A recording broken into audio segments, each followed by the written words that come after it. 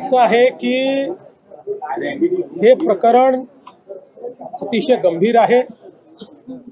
एका युवा डॉक्टरची आत्महत्या होणं आणि उद्विग्नतेनं तिने आपल्या हातावर अशा प्रकारे मजकूर लिहिणं, यात निश्चितपणे तिच्या मनावर किती यातना झाल्या असतील हे आपल्याला पाहायला मिळतं।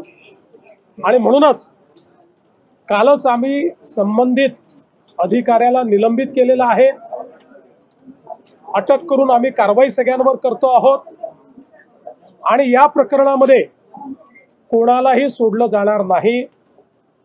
विरोधी पक्षाच्या वतीनं जाणीवपूर्वक याला राजकीय रंग देण्याचा प्रयत्न होतोय, हे करणं काही योग्य नाहीये। मी एवढं स्पष्ट सांगतो की डायरेक्टली किंवा इनडायरेक्टली कोणीही याच्यामध्ये इन्व्हॉल्व आहे असा पुरावा मिळाला तर आम्ही सोडणार नाही, पण राजकारण करू नका।